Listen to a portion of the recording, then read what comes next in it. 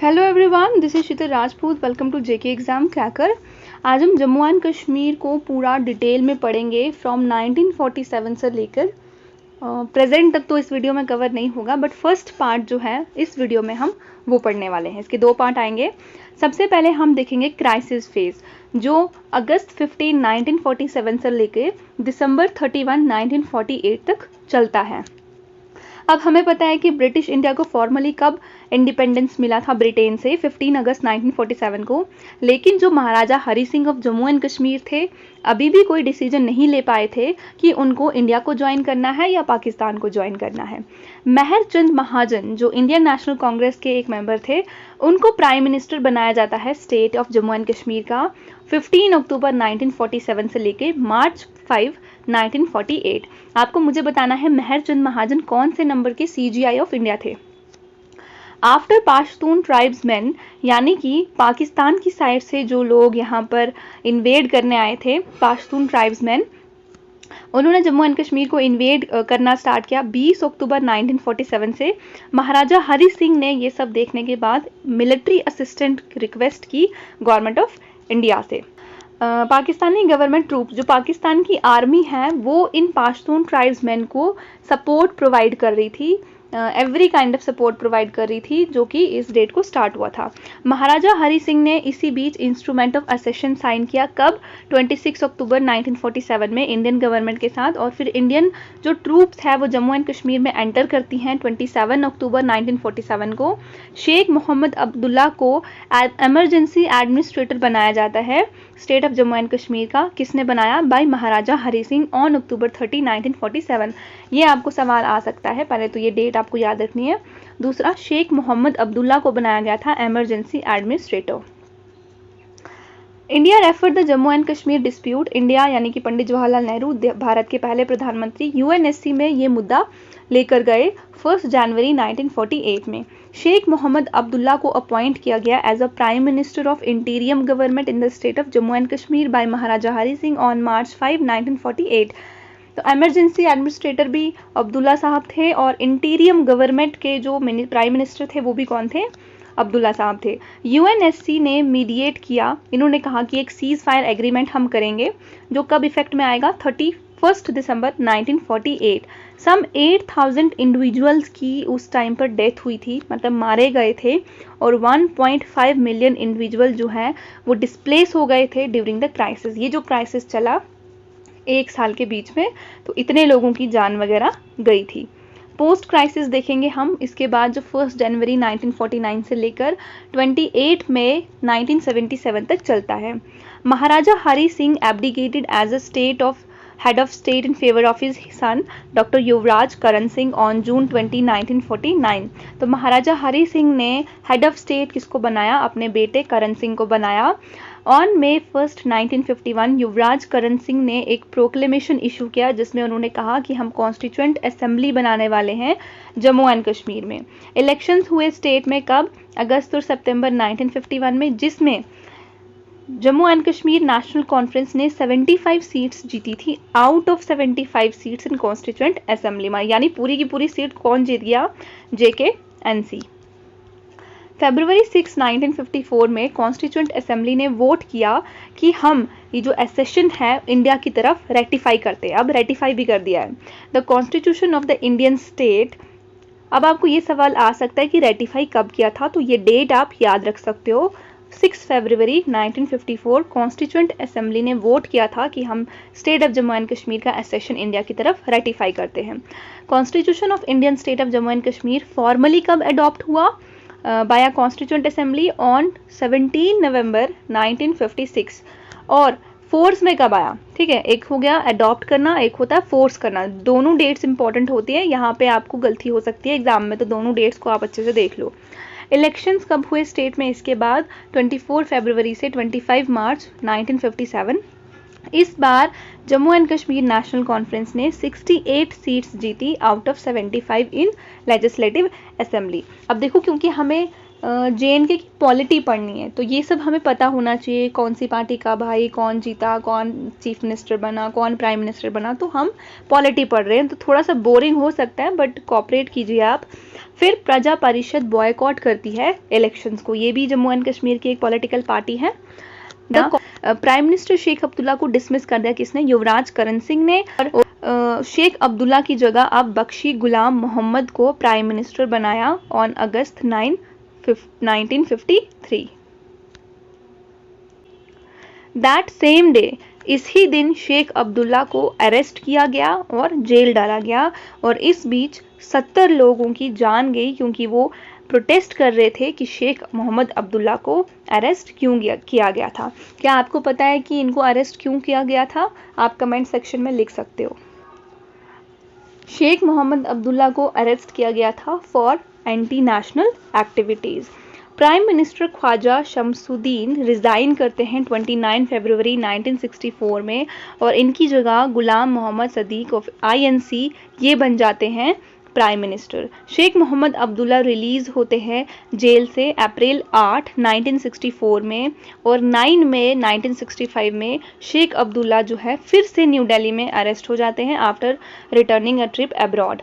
तो जब वो अब्रॉड से वापस आ रहे थे, दिल्ली में अरेस्ट हो गए। As a result of an amendment to the constitution of Jammu and Kashmir that went into effect on 30 May 1965। अब 1965 में क्या होता है, जो प्राइम मिनिस्टर का डेजिग्नेशन था उसको चेंज करके CM बना दिया जाता है, chief minister. Jammu and Kashmir National Conference merge हो जाती है INC के साथ ऑन 6 जून 1965। तो ये मर्ज वाली डेट भी आप याद रख लो। फिर चलता है क्राइसिस फेज 1965 से लेकर 1966 तक। Armed insurgents from Pakistan attack करते हैं government installations, government police, government troops in the state of Jammu and Kashmir, जो कब स्टार्ट होता है 5 अगस्त 1965 से।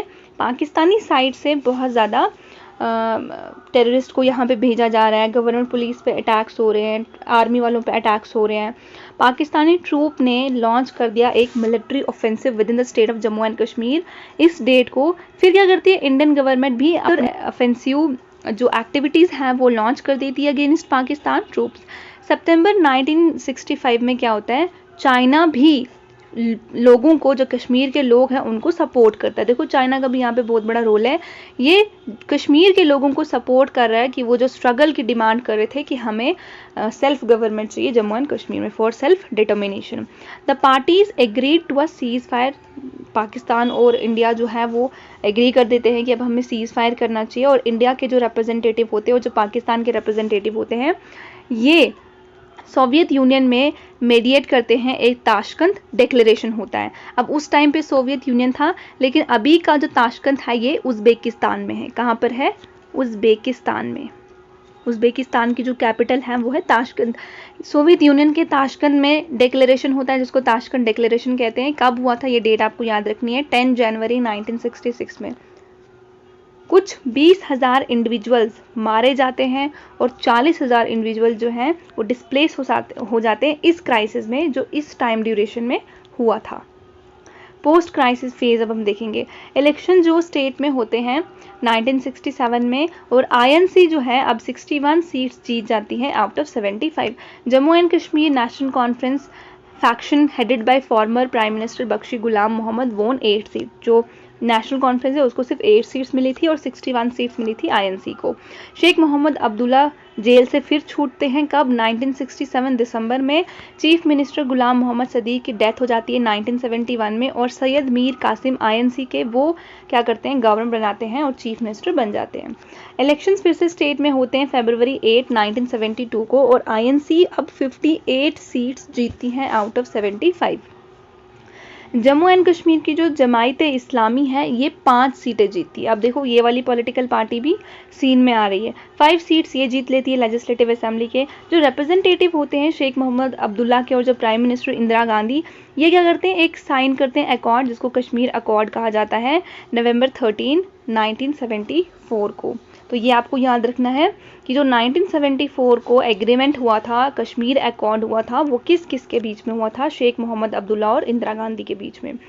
With the support of INC Sheikh Mohammad Abdullah फिर से सरकार बनाते हैं 1975 में और चीफ मिनिस्टर कौन बन जाते हैं? अब्दुल्ला साहब। Jammu and Kashmir National Conference was re established as an independent political party with the help of Indira Gandhi government in the state Jammu and Kashmir जुलाई 1975 में। आईएनसी अपना सपोर्ट विड्रियो कर देती है फ्रॉम द गवर्नमेंट 2 साल के बाद। Chief minister Sheikh Mohammad Abdullah resign दे देते हैं और फिर state of Jammu and Kashmir में प्रेसिडेंट का रूल लागू हो जाता है मार्च 17, 1977 से। चीफ मिनिस्टर ये रिपीट हो गया यहाँ पे। अब अगेन क्राइसिस फेज हम पढ़ेंगे जो 1977 से लेकर 1989 तक चलता है।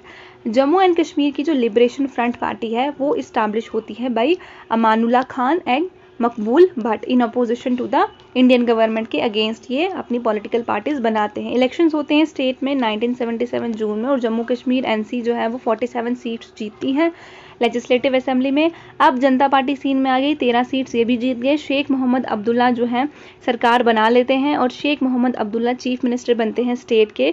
जो बने थे इनकी डेथ हो जाती है 1982 में। ये क्वेश्चन इंपॉर्टेंट है, केएस में ये पूछा गया है कि इनकी डेथ कब होती है। Doctor Farooq Abdullah of Jammu and Kashmir National conference ये अब सरकार बनाते हैं, चीफ मिनिस्टर बन जाते हैं 1982 में। स्टेट में फिर से इलेक्शंस होते हैं 1983 में। जम्मू एंड कश्मीर एनसी जो है अब 46 सीट्स जीतती है 78 में। देख लो ये नंबर कितना कम होता जा रहा है, पहले पूरे थे फिर थोड़े कम हुए, अब 46 में आके अटक गए हैं। आईएनसी ने 26 सीट्स जीती। डॉक्टर फारूक अब्दुल्ला ने सरकार बनाई, चीफ मिनिस्टर बने। मकबूल भट्ट वन ऑफ द को founder of Jammu and Kashmir liberation front, इनको एग्जीक्यूट किया गया इंडियन गवर्नमेंट के द्वारा न्यू दिल्ली में। कब? 1984 में। सेम रीज़न था, एंटी नेशनल एक्टिविटीज़ में इन्वॉल्व थे। चीफ मिनिस्टर फारूक अब्दुल्ला को डिसमिस किया गया 1984 में और Ghulam Mohammad Shah Jammu and Kashmir National Conference के इन्होंने सरकार बनाई और ये चीफ मिनिस्टर बनते हैं।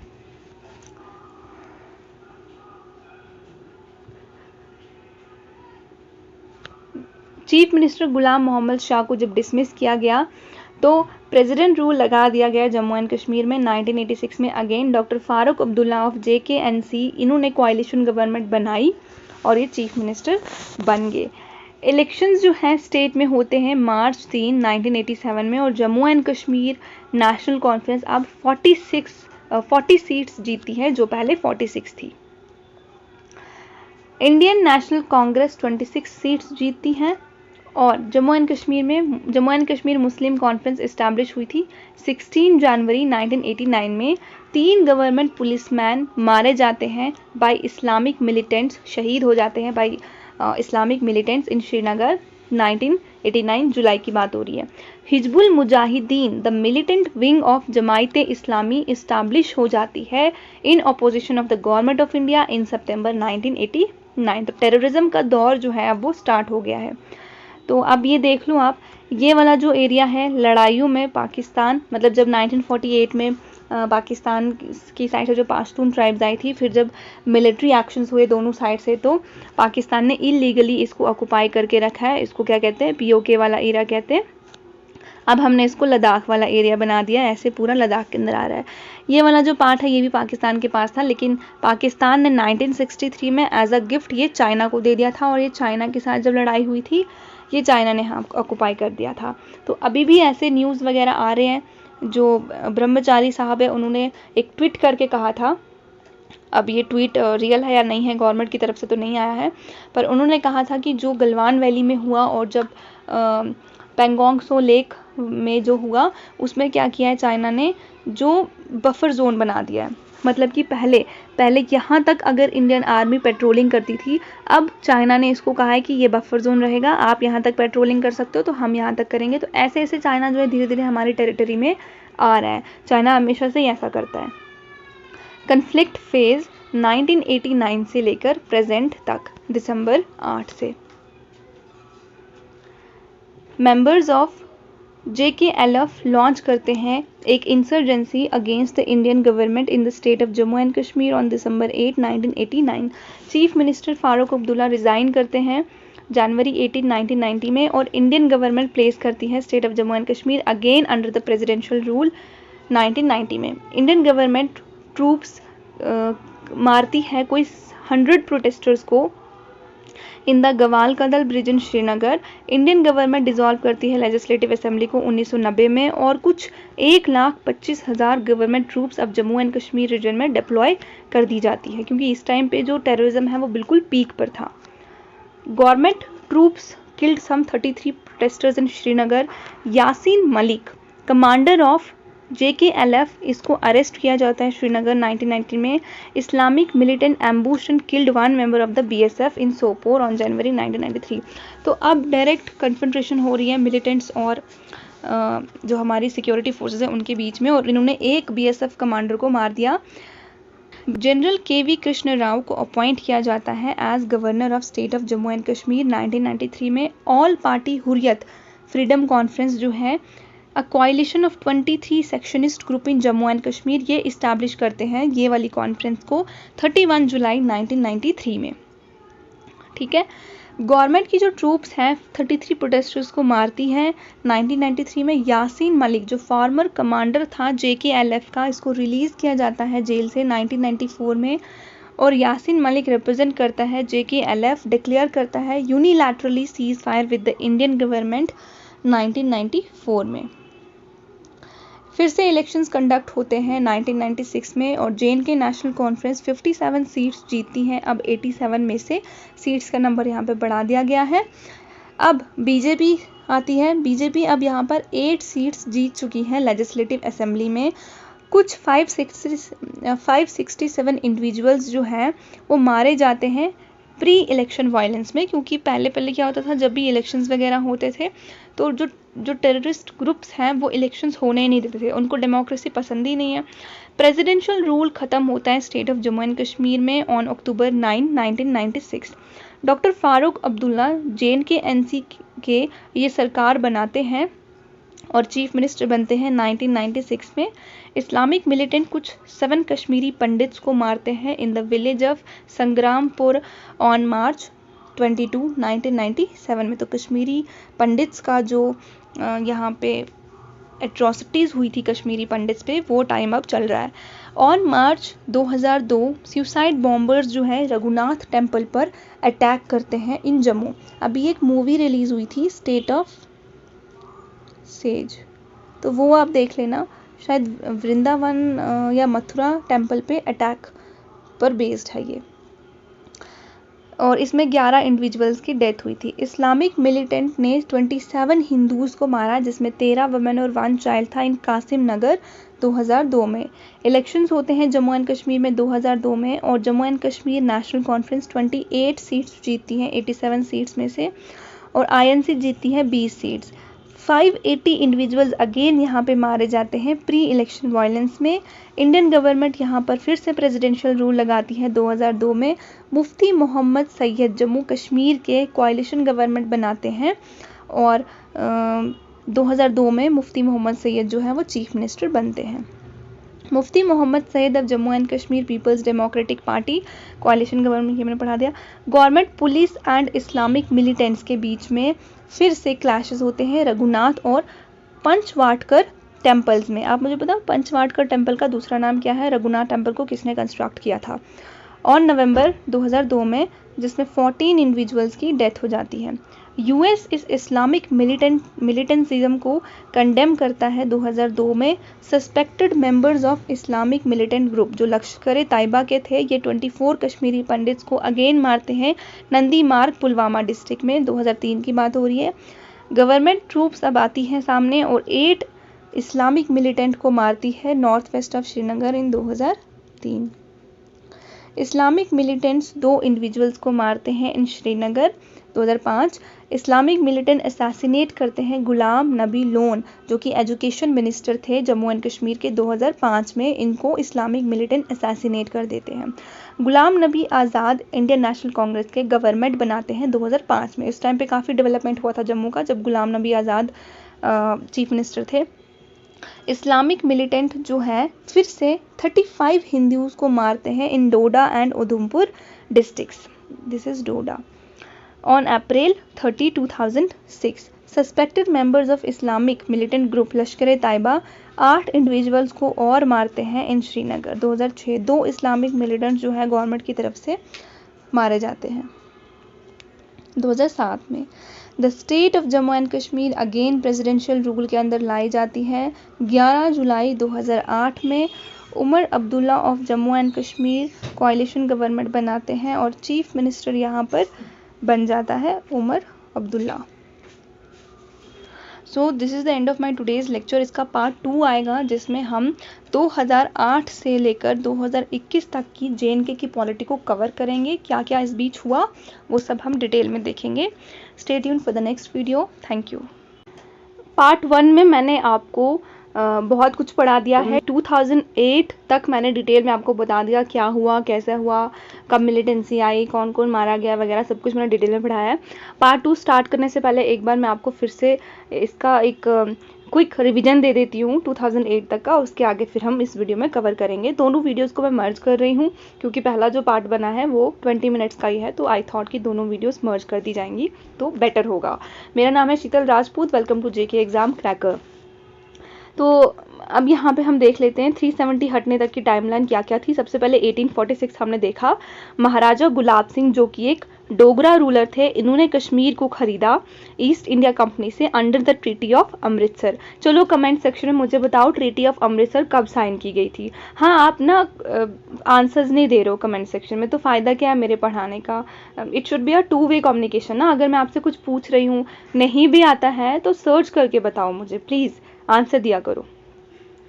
फिर 1930s में क्या होता है, कश्मीरी मुस्लिम्स जो हैं वो अनहैप्पी होते हैं with the then Maharaja Hari Singh ruler, and उनको लगता है कि जो पॉलिसीज़ ये बना रहे हैं ये इनके अगेंस्ट है, ये इनको फेवर नहीं करते हैं। और this is also the time जब JNK की फर्स्ट मेजर पॉलिटिकल पार्टी यानी नेशनल कॉन्फ्रेंस जो थी वो शेख अब्दुल्ला ने बनाई थी। तो मतलब इनका पॉलिटिकल डेब्यू हुआ था यहाँ पर। इसके बाद क्विट कश्मीर मूवमेंट लॉन्च किया अगेंस्ट महाराजा नेशनल कॉन्फ्रेंस ने, और कश्मीर के जो यूथ थे, मुस्लिम यूथ, उन्होंने भी इसमें पार्टिसिपेट किया। उसके बाद आता है अगस्त 1947 जब इंडिया इंडिपेंडेंस गेन करता है फ्रॉम ब्रिटिश एम्पायर। पाकिस्तान अपने आप को मुस्लिम मेजॉरिटी कंट्री बना के इस्लामिक देश बना देता है। इंडिया की जो प्रिंसली स्टेट्स थी जो पहले ऑफिशियली इंडिया के साथ ज्वाइन नहीं हुई थी, वो उनके पास ये राइट दिया गया, प्रिंसली स्टेट्स को ये राइट दिया गया बाय ब्रिटिशर्स कि आप स्टे इंडिपेंडेंस रह सकते हो या फिर इंडिया पाकिस्तान किसी को भी ज्वाइन कर सकते हो। 3 जो ऐसी स्टेट्स थी, इनका नाम आपको याद रखना है। ये जो 3 स्टेट्स हैं इन्होंने पहले किसी के भी साथ जाने से मना कर दिया, जूनागढ़, हैदराबाद और JNK। इंडियन होम मिनिस्टर जो उस टाइम पे सरदार वल्लभ भाई पटेल थे। आप मुझे बताओ सरदार वल्लभ भाई पटेल की जो स्टेच्यू बनी है उसको क्या कहा जाता है, कौन सी रिवर पर है, कौन से स्टेट में है। वेरी इंपॉर्टेंट क्वेश्चन, क्योंकि ये अब सबसे लंबा स्मारक हम इसको बोल सकते हैं। तो सरदार वल्लभ भाई पटेल ने कन्विंस किया इन प्रिंसली स्टेट्स को कि ये इंडिया को ज्वाइन करे। महाराजा हरि सिंह ने अभी भी ज्वाइन नहीं किया था। उन्होंने एक स्टैंड स्टिल एग्रीमेंट साइन कर दिया with Pakistan, effectively opting for status, क्योंकि अभी हम जैसे हैं हमें वैसे ही रहने दो। अक्टूबर 1947 आता है जब पाकिस्तान की साइड से जो पाश्तून ट्राइब्समैन हैं वो JNK में इन्फिल्ट्रेट करते हैं। महाराजा हरि सिंह ये रियलाइज़ करते हैं कि उनको इंडिया की हेल्प पड़ सकती है, अदरवाइज जो JNK है वो पाकिस्तान के हाथों में जा सकता है। प्राइम मिनिस्टर के पास वो जाते हैं, भारत के पहले प्रधानमंत्री पंडित जवाहरलाल नेहरू और होम मिनिस्टर पटेल के पास, उनसे मदद मांगते हैं। भारत कहता है कि हम आपकी मदद तभी करेंगे ऑन द कंडीशन अगर आप हमारे साथ इंस्ट्रूमेंट ऑफ असेशन साइन करेंगे। Handing over the control defence, foreign affair, communication और करेंसी, ये 4 चीज़ें हमारे हैंड में होगी और बाकी सब आपको जैसे देखना है आप देख सकते हो। हरि सिंह ने इंस्ट्रूमेंट ऑफ असेशन साइन कर दिया। इंडियन ट्रूप्स कश्मीर में चली गई और आर्म्ड कॉन्फ्लिक्ट फिर चलता रहा। जनवरी 1948 में India takes the Kashmir issue to UN। This is the biggest blunder जो पंडित जवाहरलाल नेहरू ने किया था। इंडिया ने क्या किया, कश्मीर इशू को UN में लेकर चले गए। Raising concerns over Pakistan forced occupation of parts of Kashmir, कि जो पाकिस्तान ने ऑक्यूपाई करके रखे हुए हैं हमारे पार्ट, उस पे कंसर्न दिखाने के लिए UN ने सजेस्ट किया एक plebiscite, direct voting, but India and Pakistan इस पर एग्री नहीं हुए on how to demilitarize the region, की डीमिलिटरलाइज कैसे करना है। मैंने आपको रेजोल्यूशन 47 पढ़ाया था ना, ये उसी का पार्ट है। द कॉन्फ्लिक्ट जो है वो पूरे 1948 में चलता रहा। अब मार्च 1948 आता है जब हरि सिंह ने अपॉइंट की एक interim government in J and K. Sheikh Abdullah कौन बन गए? Prime minister. शेख अब्दुल्ला को प्राइम मिनिस्टर बना दिया। ठीक है। जनवरी 1949 में यूएन मीडिएट करता है एक cease fire between India and Pakistan, जिसको कराची एग्रीमेंट भी कहा जाता है। तो कराची एग्रीमेंट कब हुआ था? जनवरी 1949 में। दोनों कंट्री को अलो करता है कि जो जो टेरिटरी आपने ऑक्युपाई करके रखी हुई है उसको रिटेन करके रख लो। No agreement on referendum yet. अभी कोई हमने एग्रीमेंट साइन नहीं किया कि हम कोई रेफरेंडम वगैरह करवा सकते हैं। Referendum is also a kind of direct voting. ठीक है। अब आप देख रहे हो यूएन बस यही कर रहा है कि और कुछ तो कर नहीं पाया। हाँ, जो चीज़ जो एरिया जिसके पास है वो उसी के पास रहेगा। तो ये बहुत बड़ी गलती थी। अगर उस टाइम पे हम अपना एरिया वापस ला लेते तो अभी पीओके हमारा होता। जुलाई 1949 हरि सिंह जो हैं वो अपने सन, जो उनके करण सिंह सन हैं, उनको क्या करते हैं? हेड ऑफ द स्टेट बना देते हैं। शेख अब्दुल्ला और उनके जो 3 कोलीग्स हैं वो इंडियन कॉन्स्टिट्यूएंट असेंबली को ज्वाइन करते हैं to discuss the provisions of article 370 under the Indian constitution that is still being drafted. तो अभी ये ड्राफ्ट होने ही वाला था। आर्टिकल 370 इंडियन कॉन्स्टिट्यूशन में ऐड करने वाले थे। तो उसको डिस्कस करने के लिए शेख अब्दुल्ला अपने 3 कोलीग्स के साथ कॉन्स्टिट्यूएंट असेंबली को ज्वाइन करते हैं। 1950 में क्या होता है? Indian constitution came into force. Under this article 1 defines J&K जो है इंडिया की स्टेट होगी और आर्टिकल 370 स्पेशल स्टेटस देगा जम्मू एंड कश्मीर को। और ये स्पेशल स्टेटस में क्या क्या है वो मैं आपको पहले पढ़ा चुकी हूँ। 1951 the Constituent Assembly of J&K, the body responsible for creating the state's constitution, convenes। ये बनाई जाती है। all members belong to Sheikh Abdullah. National conference से ही सारे मेंबर इस कॉन्स्टिट्यूएंट असेंबली में होते हैं। 1952 में Kashmiri leaders discuss their relationship with the union of India. Picture थोड़ी नई लगा दी है मैंने। मोदी और ये सब उस टाइम पर नहीं थे। ठीक है। महबूबा मुफ्ती भी नहीं थी, पुराने वाले लीडर्स थे। कश्मीरी लीडर्स डिस्कस करते हैं अपने रिलेशनशिप को with the union of India in the J&K constituent assembly. यहाँ से क्या होता है? दिल्ली एग्रीमेंट स्टार्ट हो जाता है that defines the relationship of the state with union.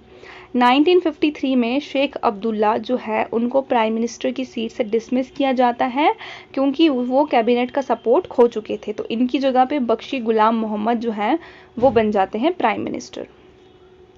1956 में जे.एंड.के अडॉप्ट करता है अपना खुद का कॉन्स्टिट्यूशन और डिफाइन करता है itself as a part, integral part of India. तो अभिन्न अंग है जे.एंड.के इंडिया का। 1956 में खुद जे.एंड.के का कॉन्स्टिट्यूशन ये कहता है। 1957 में जे.एंड.के में फर्स्ट लेजिस्लेटिव असेंबली के इलेक्शंस होते हैं। जे.एंड.के कॉन्स्टिट्यूएंट असेंबली डिसॉल्व हो जाती है, रिप्लेस्ड बाय लेजिस्लेटिव असेंबली। अब लेजिस्लेटिव काउंसिल का जो कॉन्स्टिट्यूएंट असेंबली का जो काम था संविधान बनाना, वो बना दिया है। तो अब इसकी जगह पे लेजिस्लेटिव असेंबली बनाई गई है। इंडियन होम मिनिस्टर उस टाइम पर गोविंद वल्लभ पंत थे जो श्रीनगर की विजिट पर जाते हैं, the capital city of J and K, and says the state is now fully a part of India. India का ये जो इंटीग्रल पार्ट बन चुका है। This leaves no possibility of plebiscite. तो अब प्लेबिसाइड करने की ज़रूरत ही क्या है जब कॉन्स्टिट्यूशन खुद कह रहा है कि हमें जे.एंड.के को इंडिया के साथ मिला दो। 1962 में China gains control over Aksai Chin region in J and K after a war in with India. तो 1962 में इंडिया और चाइना की लड़ाई होती है जिसमें ये जो पार्ट है ये चाइना ऑक्युपाई करके ले लेता है। तो ये पार्ट पाकिस्तान ले गया, ये चाइना ले गया और ये वाला पार्ट जो है पाकिस्तान ने चाइना को गिफ्ट कर दिया। August 1965 to January 1966 war between India and Pakistan होती है। Indian prime minister Lal Bahadur Shastri और पाकिस्तान के जो प्रेसिडेंट है आयूब खान ताशकंद डिक्लेरेशन ताशकंद एग्रीमेंट करने के लिए जाते हैं उस टाइम के सोवियत यूनियन के ताशकंद में, आज का उज़्बेकिस्तान है, सो दैट इस वॉर को हम ख़त्म कर पाएँ। और वहाँ पर बड़ी ही सस्पिशियस तरीके से इनकी मृत्यु हो जाती है। तो इन पर ना एक मूवी भी बनी हुई है, आप देख लेना, लाल बहादुर शास्त्री पर, बड़ी अच्छी मूवी है, इंटरेस्टिंग है। 1965 में जो प्राइम मिनिस्टर और सदर रियासत का जो टाइटल था ऑफिशियली चेंज हो जाता है। प्राइम मिनिस्टर को सीएम डेजिग्नेशन हो गया और सदर रियासत का गवर्नर हो गया। ठीक है। तो गवर्नर कौन बने? गवर्नर बने करण सिंह, युवराज करण सिंह। और सीएम कौन बने थे? ये तो बड़ा इंपॉर्टेंट क्वेश्चन है। सीएम कौन बना था ये आप मुझे कमेंट सेक्शन में बताओ। 1966 में क्या होता है, there is a revival of demand for the referendum in JNK and several armed outfit spring up in the region. तो फिर से रेफरेंडम की जो बातें हैं वो JNK में तेज़ी से आने लगती है और बहुत सारे आर्म्ड आउटफिट्स जो हैं वो बढ़ने लगते हैं रीजन में। इनमें कौन कौन था, प्लेबिसाइड फ्रंट था और Jammu and Kashmir national liberation front थी, JKLF। इसके जो अभी के फेमस लीडर ये हैं, लीडर नहीं कहेंगे, पॉलिटिशियन कहेंगे, यासीन मलिक। 1971 में थर्ड वार इरप्ट होती है बिटवीन इंडिया एंड पाकिस्तान। ये क्यों होती है, ये एक्चुअली बांग्लादेश पर होती है। ठीक है, क्या होता है कि पहले क्या था, जब भारत और पाकिस्तान बना, एक मिनट मैं आपको दिखा देती हूँ जरा।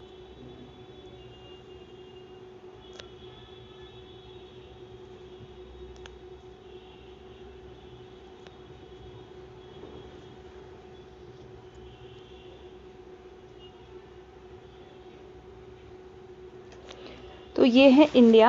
अब देखो ये वाला जो पार्ट है इसको कहा जाता था वेस्ट पाकिस्तान, और ये जो बांग्लादेश वाला रीजन है इसको कहा जाता था ईस्ट पाकिस्तान।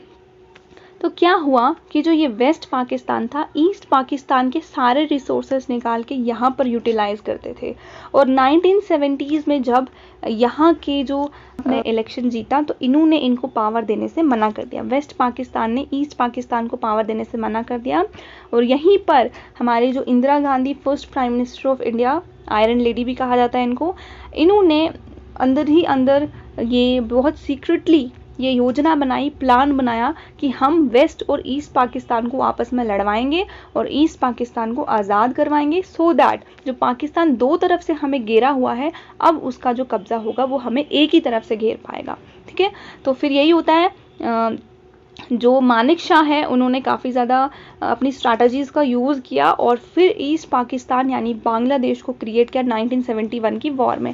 अब यहाँ देखो ये रीसेंट ट्विटर कमेंट है अमरुल्ला सलाह। ये कौन है, ये है अफ़गानिस्तान के वाइस प्रेसिडेंट। क्या हुआ कि ईद, जो बड़ी ईद थी, जून में थी आई थिंक, बड़ी ईद पर ये लोग जब नमाज पढ़ रहे थे तो इनके बहुत नज़दीक आकर एक बॉम्ब ब्लास्ट हुआ। तो इन्होंने उस टाइम पर ये पिक्चर शेयर की। ये पिक्चर 1971 के वॉर के बाद है, जब 90,000 से ज़्यादा जो पाकिस्तानी सैनिक है उन्होंने सरेंडर किया था इन फ्रंट ऑफ मीडिया, और इससे बड़ी एम्बैरेसमेंट का मोमेंट मुझे नहीं लगता पाकिस्तान की हिस्ट्री में कभी रहा होगा। अभी इन्होंने क्या लिखा कि we don't have such a picture in our history and won't ever have. History में कभी भी हमारी ऐसी पिक्चर नहीं रही है। तालिबान के साथ ये भी बहुत तगड़े तरीके से लड़ रहे हैं, हालांकि बहुत ज़्यादा आर्मी जो है अफ़गानिस्तान की वो शहीद हो रही है, बट कभी भी इन्होंने सरेंडर नहीं किया है, और ना ये कभी हिस्ट्री में नहीं किया और ना ये कभी फ्यूचर में कभी करेंगे। इन्होंने ये लिखा, yes yesterday I flinched for a fraction of a second as a rocket flew above and landed few metres away. इन्होंने कहा कि हाँ, थोड़ी देर के लिए तो मैं दंग रह गया, परेशान हो गया, जब जो रॉकेट है बिल्कुल पास में जाकर गिरा। और इन्होंने ना, ये जब नमाज पढ़ रहे थे उस टाइम पे, ईद की टाइम पे जो नमाज पढ़ रहे थे उस टाइम पे रॉकेट गिरा था, इनकी नमाज बिल्कुल नहीं रुकी। काफ़ी सारे लोग थे वहाँ पे, प्रेसिडेंट थे, वाइस प्रेसिडेंट थे, इनकी नमाज जो है वो कंटिन्यू रही। Dear Pak, Twitter attackers, Taliban and terrorism won't heal the trauma of this picture, find other ways। तो लास्ट में जो चीज़ उन्होंने लिखी है बड़ी ही ज़बरदस्त है। ये कह रहे हैं पाकिस्तान को कि जो तालिबान और टेररिज्म जो आप फैला रहे हो ना तालिबान के साथ, ये इस ट्रॉमा को ना, जो ये तुमने किया था ना सरेंडर उस टाइम पे, इसको हील नहीं कर पाएंगे, तो तुम कोई और रास्ता ढूंढ लो अपनी एम्बैरेसमेंट को छुपाने का या हील करने का। तो 1971 की वॉर आप देख सकते हो, इंडिया के लिए बहुत गर्व का मोमेंट था। 1972 में क्या होता है, इंडिया और पाकिस्तान शिमला एग्रीमेंट साइन करते हैं, which ratifies the cease fire line as a line of control. पहचानो कौन, आप मुझे इन दोनों पर्सनालिटीज़ के नाम बताइए। 1975 में बस ये जो इंदिरा गांधी और शेख अब्दुल्ला के बीच में कश्मीर अकॉर्ड साइन होता है। आपको याद रखना है कश्मीर अकॉर्ड किस किस के बीच में साइन हुआ और कब साइन हुआ। ये आर्टिकल 370 को री एम्फेसाइज करता है और JNK को फिर से कहते हैं कि JNK एक इंटीग्रल पार्ट है, क्योंकि बीच बीच में जो एंटी नेशनल एक्टिविटीज़ है वो JNK में होती रहती थी, तो ये चीज़ें बार बार बोलना बहुत इंपॉर्टेंट हो जाता था। Gandhi says the clock can not be put back in this manner to pre-1953 relations between Indian Union and JNK, suggesting that the referendum is not possible। तो इन्होंने कहा, इंदिरा गांधी ने कहा कि जो घड़ी है ना, हम उसको पीछे जाके नहीं दोबारा से वो कर सकते हैं, टाइम वापस से नहीं आ सकता है, प्री 1953 से पहले जो रिलेशन थे वापस से नहीं आ सकते हैं। तो इन्होंने कहा कि रेफरेंडम इज़ नॉट पॉसिबल, जो उस टाइम पे कहा गया था कि हम प्लेबिसाइड करवाएंगे, हम रेफरेंडम कराएंगे, तो ऐसा अब नहीं पॉसिबल है। Sheikh Abdullah drop the demand for a plebiscite and resumes power as a chief minister of JNK and Congress support. तो कांग्रेस ने सपोर्ट किया, शेख अब्दुल्ला फिर से जो है चीफ मिनिस्टर बनते हैं, और चीफ मिनिस्टर बनने के बाद प्लेबिसाइड का जो ख्याल था इन्होंने वो ड्रॉप कर दिया। जुलाई 1977 में इलेक्शंस होते हैं JNK में, और शेख अब्दुल्ला फिर से रीइलेक्ट होके आते हैं। 1977 और 1989 में क्या होता है, JNK seeks a steady rise up. अब ये जो टाइम था ना, पीक पर मिलिटेंसी आ रही थी, मिलिटेंट आउटफिट्स जो थे उनमें बहुत ज़्यादा राइज हो रहा था JNK में, बहुत अनस्टेबल गवर्नमेंट हो गई थी, बहुत लोगों को अरेस्ट किया जा रहा था, बहुत सारे यूथ, मिलिटेंट यूथ जो हैं वो मर रहे थे। क्यों? क्योंकि आर्म्ड फोर्सेस और इनके कॉन्फ्लिक्ट हो रहे थे। 1990s में मिलिटेंट इंसर्जेंसी जो है वो बहुत ज़्यादा बढ़ जाती है, और इसी बीच आपने देखा होगा जब कश्मीरी पंडित्स को भी कश्मीर से बाहर निकलना पड़ा था, उनको मजबूरन वहाँ से बाहर निकाला गया था। सीवरल सेपरेटिस्ट जो हैं, जैसे कि ये यासीन मलिक, इसको अरेस्ट कर दिया। The government of India tries to hold talks with various leaders in JNK, बात करने की कोशिश की, बहुत सारे लीडर्स थे इन JNK। All parties Hurriyat conference में एक अलायंस बनाया 26 सोशल एंड पॉलिटिकल मूवमेंट्स का, जिसको इस्टेब्लिश किया गया 1933 में। लार्ज नंबर ऑफ सिविलियंस और आर्म्ड पर्सनल और मिलिटेंट्स, ये जो वायलेंट क्लैशेस थे इनमें इनकी जान गई। 1990s की बात हो रही है, बड़ा ही दर्दनाक मिलिटेंसी का दौर बहुत बहुत पीक पर था। 1995 में prime minister Narasimha Rao makes a statement in parliament assuring that article 370 will not be abrogated in any condition. इन्होंने कहा कि 370 जो है उसको एब्रोगेट नहीं किया जाएगा। JNK वासियों को ये आश्वासन दिया गया। He retreats that JNK is an integral part of India and that he wants president rule to end, और वो चाहते हैं कि जम्मू कश्मीर में फिर से जो है स्टेटहुड जो है तो वहाँ पर चीफ मिनिस्टर होना चाहिए, लोगों के द्वारा इलेक्टेड व्यक्ति जो है वो वहाँ पर रूल करना चाहिए, ना कि अपॉइंटेड पर्सन रूल करना चाहिए। ठीक है।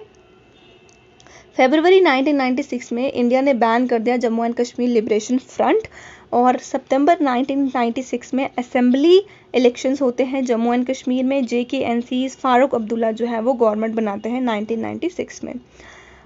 नवंबर 1996 the centre appoints a committee to study the issue of autonomy. जो एटॉनमी के बार बार क्वेश्चन अराइज हो रहे थे JNK में, उसको पढ़ने के लिए एक कमेटी बनाई गई।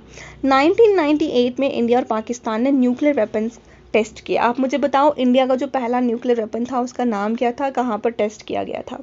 फरवरी 1999 में इंडियन प्राइम मिनिस्टर जो है वो पाकिस्तान की विजिट पर जाते हैं। बड़ी ही यादगार विजिट है, और अटल बिहारी वाजपेयी को जाना ही जाता है कि पाकिस्तान के जो रिलेशंस हैं इंडिया के साथ वो सबसे बेहतर कब थे, जब अटल बिहारी वाजपेयी थे। 1997 में national human right commission setup की जाती है JNK में, सो दैट जो भी ह्यूमन राइट वायलेशन के एलिगेशन लग रहे थे उसको देखा जाए, इन्वेस्टिगेट किया जाए। जून 1999 में इंडिया और पाकिस्तान की एक और लड़ाई होती है करगिल में। आप मुझे बताओ, करगिल विजय दिवस कब होता है? 26 जुलाई को होता है क्या? 26 जुलाई को होता है करगिल विजय दिवस, और मैनग्रोव्स डे भी होता है, नेशनल मैनग्रोव्स डे। आपको याद है कौन कौन से डे हैं जुलाई के? 1 जुलाई को क्या होता है? 1 जुलाई को होता है doctors day, CA day, postal workers day. ठीक है, 1 जुलाई। 2 जुलाई को होता है sports journalist day, sports journalist day. 3 जुलाई को, इस बार 3 जुलाई को क्या था? Cooperative day. ठीक है, जो नई मिनिस्ट्री बनाई गई है अमित शाह के अंदर, कोऑपरेटिव डे। इसके बाद 10 जुलाई को क्या होता है? 10 जुलाई को होता है, क्या होता है? 10 जुलाई को होता है फिश फार्मर्स डे। ठीक है, इसके बाद 11 को नेशनल पॉपुलेशन डे। तो आपको सारे डे याद करने हैं, सारे डे। ठीक है। दिसंबर 1999 में इंडियन एयरलाइन फ्लाइट जो है IC814 जो दिल्ली से काठमांडू जा रही थी, हाईजैक कर दी गई मिलिटेंट्स के द्वारा। आप यहाँ पर देख सकते हो, फ्लाइट जो है उसको हाईजैक कर दिया था।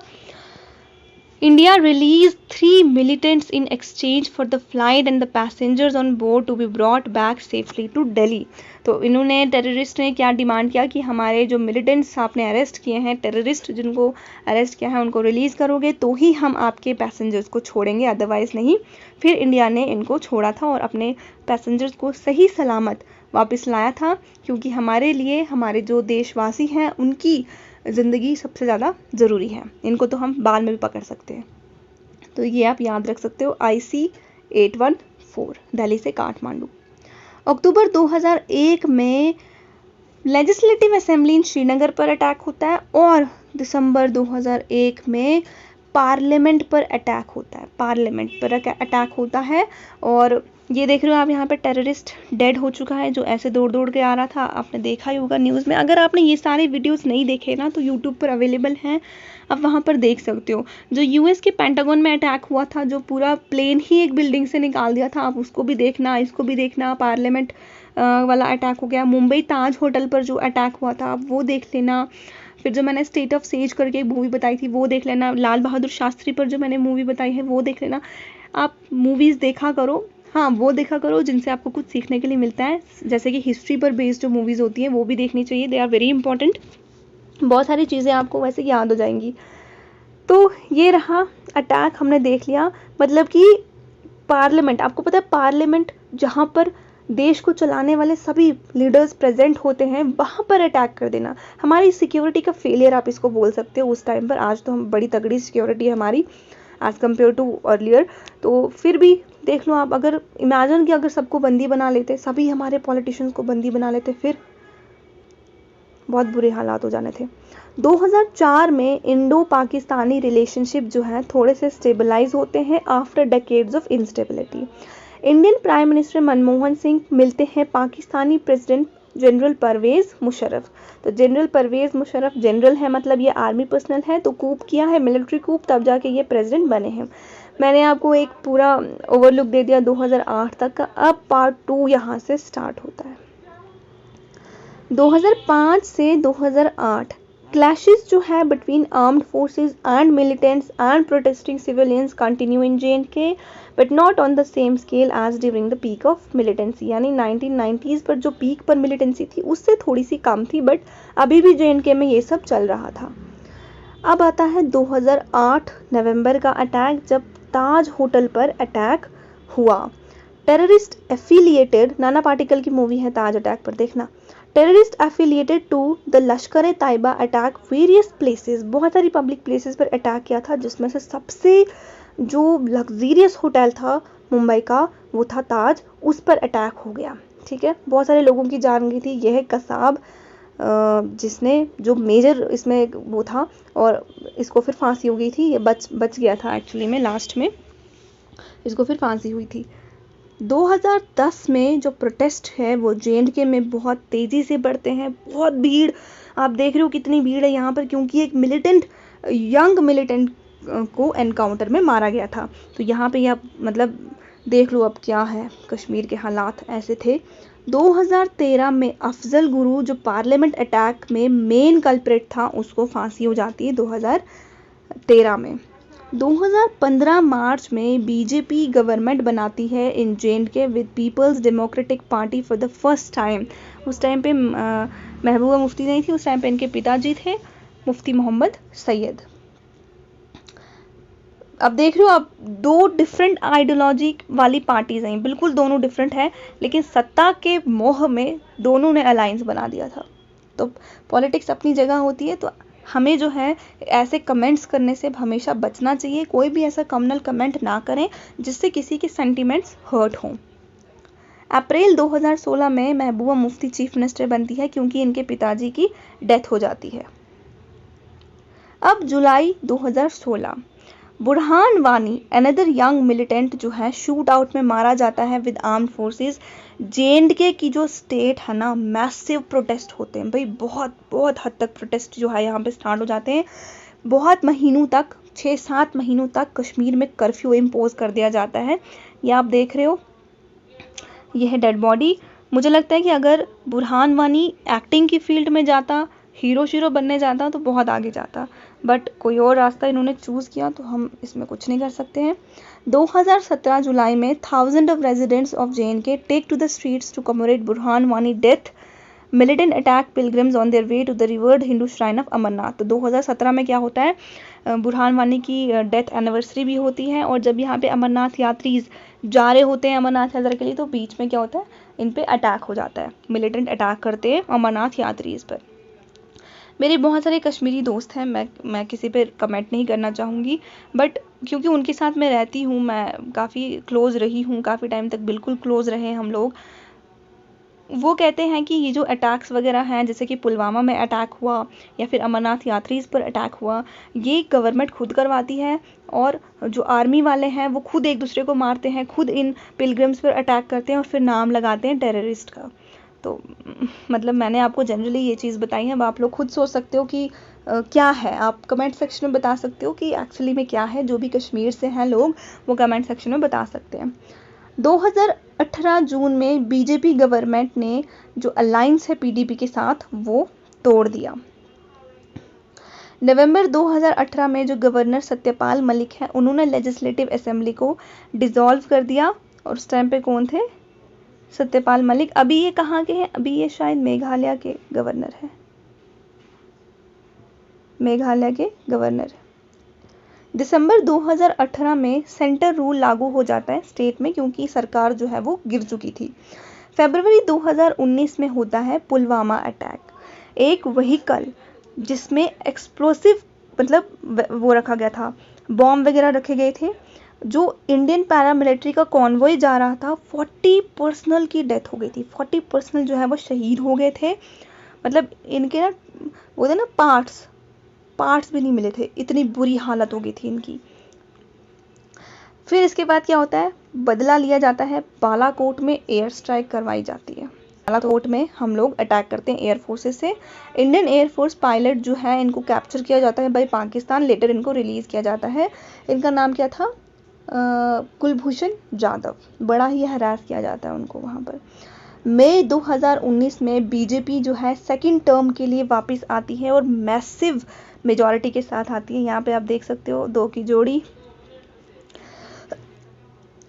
जुलाई 2019 में US president Donald Trump mediate करते हैं कि हम कश्मीर के इशू को रिजॉल्व करना चाहते हैं between India and Pakistan, but India ने इस चीज़ को रिफ्यूज़ कर दिया, सेइंग दैट कश्मीर जो है हमारा अपना मसला है, हम खुद इसको हल करेंगे। अगस्त 2019 में Indian troops, large number of Indian troops को JNK में मूव किया जाता है। ये वही टाइम है जब जो पिलग्रिम वगैरह, जो टूरिस्ट वगैरह थे, उनको कहा जा रहा था कि हम यहाँ पर अटैक होने वाला है, कुछ बड़ा होने वाला है, कुछ बड़ा होने वाला है, कुछ अटैक होने वाला है, तो इनको मूव करवाया जा रहा था, आधे रास्ते से ही इनको वापस भेजा जा रहा था।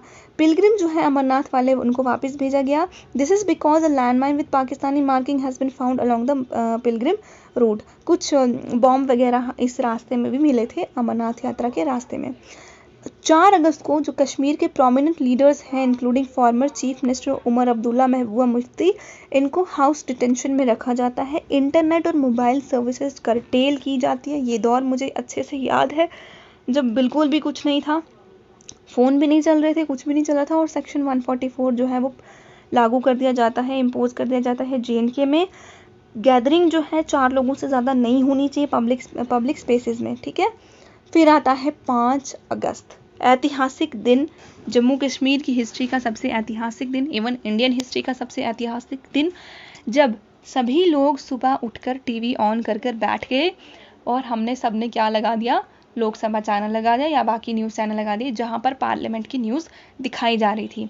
हमारे होम मिनिस्टर अमित शाह ने प्रपोज किया एक presidential order to repeal article 370 and 35A। सब के सब दंग रह गए थे, कोई प्रोटेस्ट नहीं हुआ, कोई स्टोन पेल्टिंग नहीं हुई, क्योंकि फोर्सेस जो थी ऑलरेडी अवेलेबल थी, फ़ोन सर्विसेज बिल्कुल बंद थी, इंटरनेट सर्विसेज बिल्कुल बंद थी, कोई मौका ही नहीं दिया उन लोगों को जो JNK की स्टेबिलिटी को ख़राब करना चाहते थे। बहुत इजीली ये सब हो गया, बहुत सुपर प्लानिंग, मतलब इस चीज़ में मुझे लगता है अप्रिशिएट करना चाहिए हमारे होम मिनिस्टर को, क्या प्लानिंग की थी उन्होंने।